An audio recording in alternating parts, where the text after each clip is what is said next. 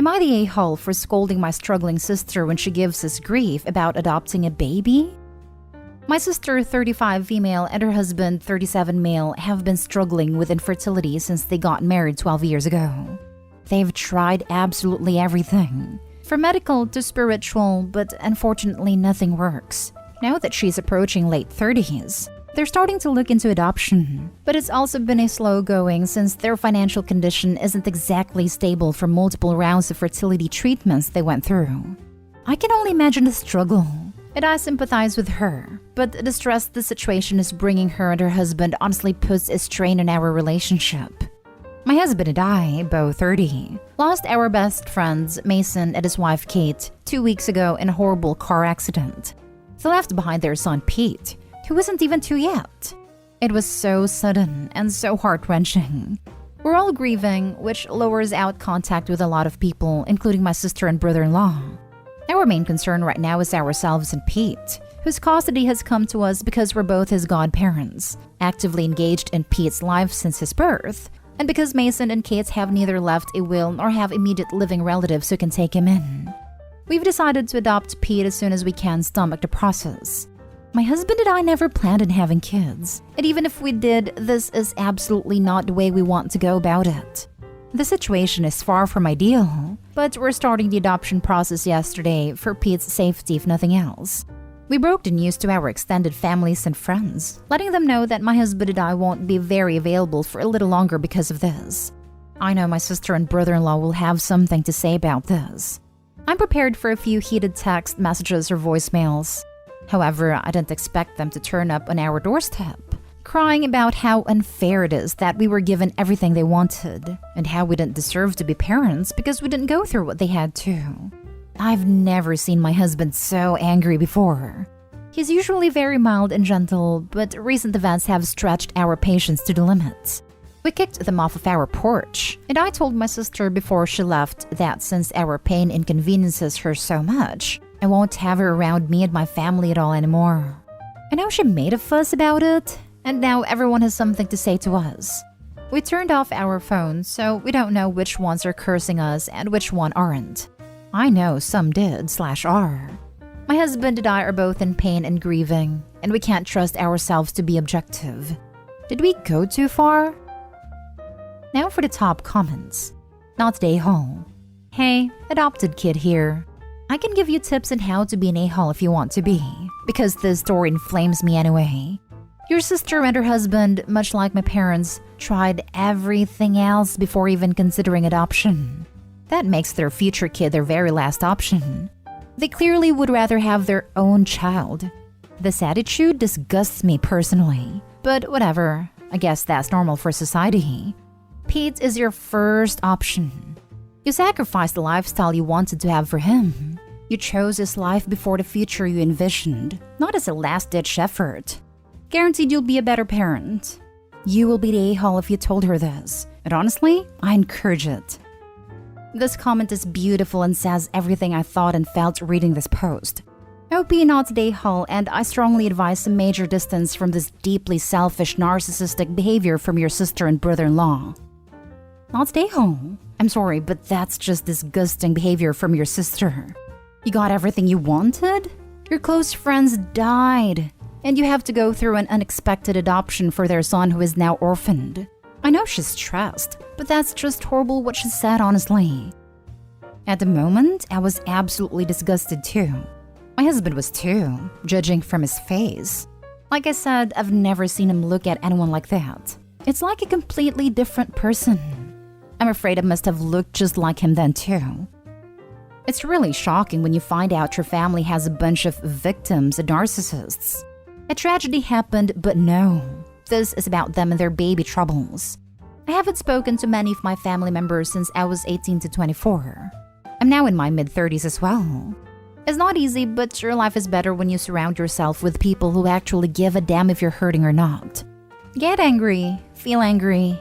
You should be angry because what they're doing is making it about themselves when it has zero to do with them. Next story. Am I the a-hole for refusing to let my nieces and nephew live with us? I, 25 female, am married to James, 31 male. We've been married for 2 years and have always planned on having maybe one child. This decision has always depended on us being financially stable. Unfortunately, James's older brother passed away suddenly about a week ago. He had 3 children, 2 girls and a boy. Their ages are 3, 5, and 6. Their mother sadly died from complications arising from a C-section with her youngest. I've just found that we are named in James's brother's will as the ones who wants to take care of the kids. Apparently, my husband okayed this without discussing it with me, thinking that nothing would ever happen to his brother. He already knows he is unbelievably silly for doing this. I've tried to reason with him about it. We live in a miniature 1-bedroom flat. It is on a main road with no garden and is completely impossible to childproof. We also cannot afford childcare, so one of us would have to stay home with the children to make it work. It would have to be me, as my husband earns considerably more than me. If there was no other option, I try my hardest to make it work, but my husband's parents have 2 spare bedrooms and live in the countryside right by where the kids lived with their dad. They have experience raising children, but wants us to raise them as it is what their son wanted. They also said this is perhaps the only chance they'll get to just be grandparents, not parents. I'm trying so hard to be sympathetic, but it feels like they're asking me to sacrifice my life for them. I am not a child person naturally. I worry if I could cope with 1 baby, let alone 3 children. And due to COVID lockdowns, I barely know them. My husband and I had an explosive argument last night. I kept pointing out problems like where would the kids sleep, and he just kept saying, "We'll work it out." I don't know how to get through him while being sensitive over everything he has gone through. Am I the a-hole? Not the a-hole. It makes no sense him saying we'll work something out. When? Because it's happening right now and a solution needs to be found right now. Also, don't quit your job. Yeah, guess who will be doing all the working out? UOB. Yes, do not under any circumstances quit your job. Who will be looking after these kids during the day? Does he have any idea how much childcare costs? Unless your brother-in-law left a trust for these kids, say goodbye to all your hopes and dreams for your future. Raising kids is hard, time-consuming, and expensive. At the minimum, these poor kids will need therapy. You have a long and hard road ahead of you raising kids who lost their parents at such a vulnerable age and who were removed from their home to live with strangers. Your husband has not thought this through at all. I'm pretty positive that if Opie removed herself from this situation, the grandparents would take those kids in. Opie's everyone's mule here. No a-holes here. This is a divorce-worthy issue from both sides. He's definitely not the a-hole for wanting to take care of his deceased brother's kids after he made a promise, and that might be relationship breaking if you say no. However, you're also not the a-hole for not wanting to take that on since they have another place to go. If they would go into foster care, you would be a huge a-hole. But if his parents can take them, it's okay to be upset, assuming they want to take them. If you love your husband, tread carefully with this. This is one of the few instances you may not be able to come back from. If her husband loves OP, he should tread carefully. He is absolutely the a-hole for agreeing to this without discussing it with her. This is way too big of an ask for just spring on someone. Not the a-hole. They are asking you to sacrifice your life. Your brother-in-law's will stating he wanted his brother to take the children is unenforceable. Your husband casually telling his brother sure was a serious mistake. As terrible as the circumstances, your husband does not get to tell you to sacrifice your life and your plans for having your own child. He does not get to tell you that you'll be spending the next decade or 2 doing laundry and cooking and homework help. Those children need to go to their grandparents. If you leave your husband over this, that's probably what will happen anyway. Your husband is being completely irresponsible and unrealistic. There is no way you can bring 3 small children into your home. Where are the children now? Did your brother make any financial arrangements like life insurance? Next story. Am I the a-hole for not sticking up for my dad's relationship because his fiancé is the same age as me? My father, 45 male, and I, 27 male, have always had a rocky relationship. As the eldest of 5, have siblings including myself, different mothers, he practically made it my duty to be a good role model for them. I was forced to participate in almost every sport he could find a flyer for, as a good role model stayed active. I had to be a captain or leader of any extracurricular I joined, as good role models lead not follow. I was also not allowed to disobey my father or object to anything he said, as good role models understand that their parents know best. This created some resentment amongst my siblings. I am seen as daddy's golden boy rather than daddy's exhausted, vicariously lived through child. Recently, however, my father has set his sights on someone else. A woman. Let's call her Kit. Kit is nice enough. It's just that she and I are the same age, and I find that creepy. The only person I've voiced my opinion to is my older middle brother, Peter. Peter and I also have a rocky relationship, but we've found common ground on this matter. Peter suggested I tell our father how I felt as soon as I shared my thoughts with him, but I always brushed him off. That was until our family brunch yesterday. My father gleefully announced his plans to make Kit a permanent member of our family. They were engaged. He had proposed the previous night. I guess my brothers and I were not as excited as my father and Kit hoped would be, and they both became visibly upset. My dad demanded to know what the issue was. My eldest sibling instinct kicked in. I was about to try and defuse the situation, but Peter spoke first. The issue? The issue is she's the same age as your eldest child. My father and Kit were stunned. They looked at me before my father spoke again. Well, Opie doesn't have an issue with it, do you, Opie? The last part wasn't a question. He expected me to comply per usual. I didn't say anything though, as I didn't want to offend and upset him any further, but I didn't want to stick up for him either. I felt bad for Kit, as she was visibly embarrassed and quickly left the room. My father chased after her, and my brothers and I took that opportunity to collect our belongings and leave his home. Later that evening, he sent me a message letting me know how disappointed and hurt he was after I didn't stand up for him and Kit. He told me I wasn't acting like the role model he and my mother had raised me to be.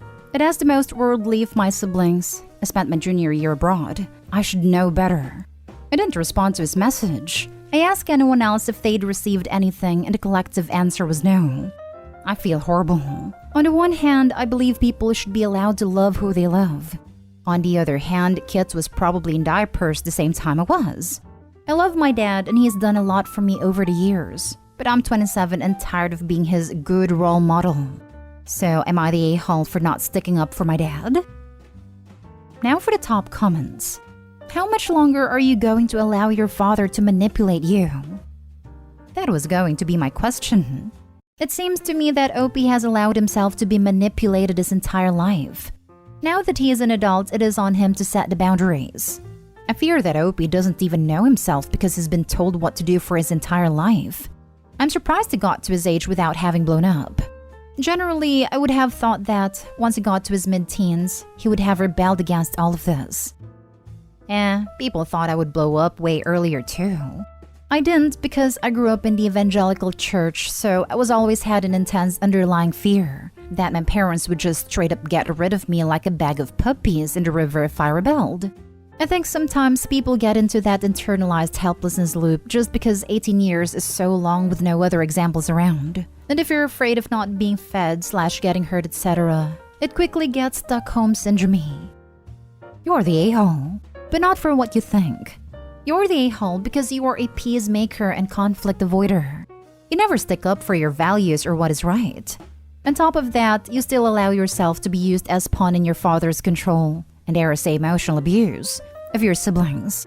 It is time to figure out who you are and live your life by your own rules. Stop worrying about upsetting your father. Stick for what is right.